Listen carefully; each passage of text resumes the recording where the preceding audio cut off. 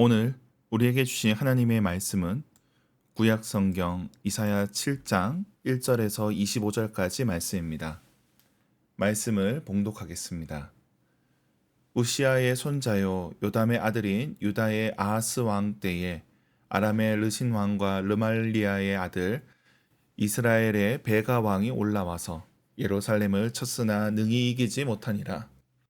어떤 사람이 다윗의 집에 알려 이르되 아람이 에브라임과 동맹하였다 하였으므로 왕의 마음과 그의 백성의 마음이 숲이 바람에 흔들림 같이 흔들렸더라.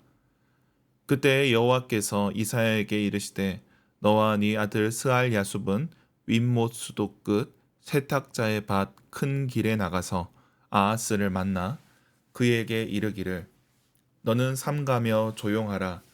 르신과 아람과 르말리아의 아들이 심히 노할지라도 이들은 연기나는 두 부직갱이 그루터기에 불과하니 두려워하지 말며 낙심하지 말라. 아람과 에브라임과 르말리아의 아들이 악한 꾀로 너를 대적하여 이르기를 우리가 올라가 유다를 쳐서 그것을 쓰러뜨리고 우리를 위하여 그것을 무너뜨리고 다부엘의 아들을 그 중에 세워 왕으로 삼자 하였으나 주 여호와의 말씀이 그 일은 서지 못하며 이루어지지 못하리라. 대저 아람의 머리는 다메섹이요 다메섹의 머리는 르신이며 65년 내에 에브라임이 패망하여 다시는 나라를 이루지 못할 것이며 에브라임의 머리는 사마리아요 사마리아의 머리는 르말리아의 아들이니라. 만일 너희가 굳게 믿지 아니하면 너희는 굳게 서지 못하리라 하시니라. 여호와께서 또 아하스에게 말씀하여 이르시되 너는 내 하나님 여호와께 한 징조를 구하되 깊은 데에 서든지 높은 데에 서든지 구하라 하시니 아하스가 이르되 나는 구하지 아니하겠나이다. 나는 여호와를 시험하지 아니하겠나이다 한지라. 이사야가 이르되 다윗의 집이여 원하건대 들을지어다. 너희가 사람을 괴롭히고서 그것을 작은 일로 여겨 또 나의 하나님을 괴롭히려 하느냐. 그러므로 주께서 친히 징조를 너희에게 주실 것이라.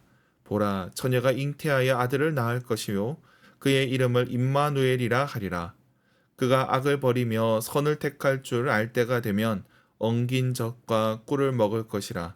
대저 이 아이가 악을 버리며 선을 택할 줄 알기 전에 네가 미워하는 두 왕의 땅이 황폐하게 되리라. 여호와께서 에브라임이 유다를 떠날 때부터 당하여 보지 못한 날을 너와 내 백성과 내 아버지 집에 임하게 하시리니 곧 아수르의 왕이 오는 날이니라. 그날에는 여호와께서 애굽 하수에서 먼 곳의 파리와 아수르의 땅에 벌을 부르시리니 다 와서 거친 골짜기와 바위 틈과 가시나무 울타리와 모든 초장에 앉으리라. 그날에는 주께서 하수 저쪽에서 세내어 온 삭도 곧 아수르 왕으로 내 백성의 머리털과 발털을 미실 것이요 수염도 깎으시리라. 그날에는 사람이 한 어린 암소와 두 양을 기르리니 그것들이 내는 젖이 많음으로 엉긴 젖을 먹을 것이라. 그 땅 가운데 남아있는 자는 엉긴 젖과 꿀을 먹으리라. 그날에는 1000그루가 은 1000개의 가치가 있는 포도나무가 있던 곳마다 찔레와 가시가 날 것이라. 온 땅에 찔레와 가시가 있으므로 화살과 활을 가지고 그리로 갈 것이라. 보습으로 갈던 모든 산에도 찔레와 가시 때문에 두려워서 그리로 가지 못할 것이요 그 땅은 소를 풀어놓으며 양이 밟는 곳이 되리라. 아멘. 매일 성경 순서에 따라 이사야서 7장을 살펴보겠습니다. 7장은 본격적으로 이사야의 사역이 시작이 됩니다. 그는 아하스를 향한 예언을 선포합니다. 그러나 아하스 왕의 마음은 완고하여 듣지 않습니다. 이사야의 사역이 실패처럼 보이는 이때 하나님께서는 이를 통해 새로운 은혜를 준비하십니다. 오늘 본문의 배경은 아람의 르신과 이스라엘 베가 왕이 예루살렘을 위협하고 있을 때입니다. 아람과 북이스라엘이 동맹을 맺고 유다의 왕을 바꾸려 하고 있습니다. 이는 당시 반아수르 연대와 관련이 있습니다. 아수르 제국이 점차 커져 나가면서 팔레스타인 지방도 압박을 받게 됩니다. 그러면서 아람과 북이스라엘이 동맹을 맺고 아수르에 맞서고자 합니다. 그리고 이 일에 남유다를 끼워 넣으려고 합니다. 그런데 남유다의 아하스는 반아수르 전선을 거부합니다. 그러자 유다의 왕을 교체하기 위해서 동맹에 억지로 넣기 위해서 전쟁을 일으키는 상황이 바로 오늘 본문의 상황입니다. 전쟁이 코앞에 닥친 상황에서 2절에 백성들의 마음이 흔들리고 있습니다. 그때 3절에 이사야는 하나님의 명을 받습니다. 아하스를 만나 위로의 예언을 전하고자 합니다. 저들은 연기나는 부직갱이에 불과하다는 겁니다. 저들이 6절에 유다를 쳐서 왕을 바꾸려 하지만 저들이 패망한다는 것입니다. 오히려 8절에는 65년 내로 에브라임이 망할 것을 말씀합니다. 당장 쳐들어올 나라가 망한다는 예언입니다. 그리고 거기서 끝나지 않고 11절에 아하스에게 징조를 구하게 합니다. 하나님께서 예언에 대한 증거를 주시겠다는 것입니다. 그런데 12절에 아하스가 이를 거절합니다. 물론 말은 믿음인 척합니다. 나는 여호와를 시험하지 아니하겠나이다 하지만 하나님을 의지하지 않는 겁니다. 하나님을 의지하기보다 자기 힘으로 맞서겠다는 것입니다. 이런 상황에서 다음 예언이 이어집니다. 이것이 13절부터 나옵니다. 징조를 거절하는 아하스에게 하나님께서 친히 징조를 주십니다. 14절에 처녀가 잉태하여 아들을 낳을 것이고 임마누엘이라 하리라 말씀을 합니다. 여기서 처녀는 직역하면 젊은 여자를 뜻합니다.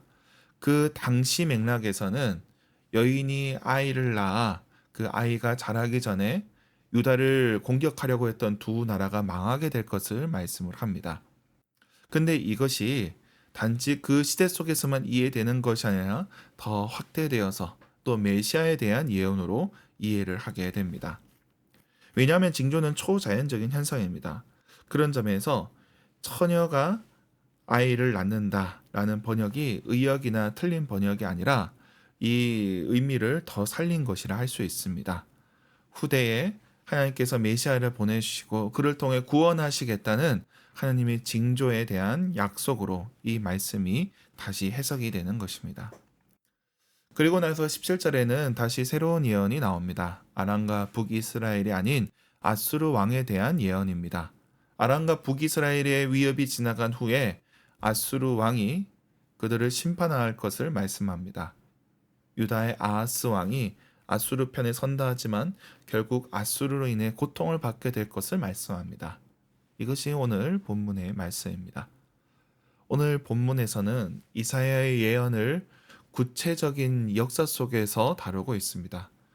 신은 패권국의 등장과 지역 강국의 저항과 연대를 배경으로 합니다. 그 틈에 있는 약소국 유다의 선택은 제한됩니다.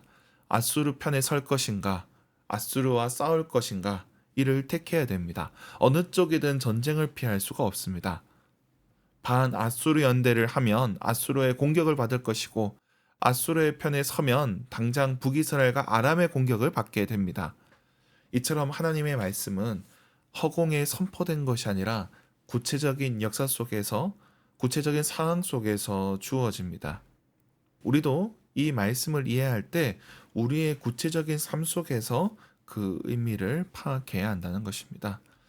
또한 다음으로 임마누엘에 대한 예언도 주목해야 됩니다. 이 말씀은 1차적으로 징조를 거부하는 아하스 왕을 향한 예언입니다. 징조를 거부하지만 하나님께서 친히 증거를 주시겠다는 약속입니다. 그런데 이 말씀은 더 확대되어 예수 그리스도의 탄생을 가리키게 됩니다. 세상이 메시아를 거부하고 믿지 않음에도 불구하고 하나님께서는 그 아들을 우리에게 보내어 주셨습니다. 세상의 불신앙에도 불구하고 하나님께서 은혜를 베풀어 주신다는 것입니다. 하나님께서는 이처럼 믿지 않는 세상을 향해서 스스로 구원의 역사를 이끌어 가시는 분입니다. 현실의 문제에서 하나님을 거부하고 자기 뜻대로 행하려는 자들도 있습니다. 그러나 하나님께서 그 모든 일을 주관하고 계십니다. 말씀을 맺겠습니다. 하나님께서는 우리의 믿음 없음을 아시고 친히 구원의 길을 예비하십니다. 바로 예수 그리스도십니다. 우리가 예수 그리스도를 믿음으로 구원을 받습니다. 이를 기억해야 할 것입니다. 오늘도 믿지 않는 세상을 향해서 예수 그리스도를 믿는 믿음으로 살아가는 저와 여러분이 되길 축원합니다. 기도하겠습니다. 하나님 아버지, 우리에게 임마누엘의 약속을 주시니 감사합니다. 나라와 나라가 대적하고 바다와 땅이 흔들리는 이 시대에 우리에게 참된 소망을 허락하여 주시옵소서. 다시 오실 예수 그리스도를 바라보게 하여 주시옵소서. 이 폐역한 시대 가운데 말씀을 거부하는 세상을 향하여서 말씀을 전하게 하시고 복음을 따라 살아가는 주의 백성 되게 하여 주시옵소서. 내일 있을 여름 성경학교 가운데 함께하여 주시고 초등부와 영유아 유치부 가운데 은혜 더하여 주시옵소서. 우리 가운데 연약한 지체들도 있습니다. 주님의 은혜를 간절히 구하는 자들에게 주님 응답하여 주시옵소서. 태의 열매를 구하는 자들에게 주님께서 생명을 허락하여 주시옵소서. 또한 결혼을 놓고 기도하는 청년들을 주님께서 긍휼히 여겨주시고 저들에게 믿음의 배우자를 허락하여 주시옵소서. 또한 직장을 구하는 자들에게 직장을 허락하여 주시옵소서. 오늘도 우리의 삶 가운데 주님께서 함께하여 주시옵소서. 감사드리며 예수님의 이름으로 기도드립니다. 아멘.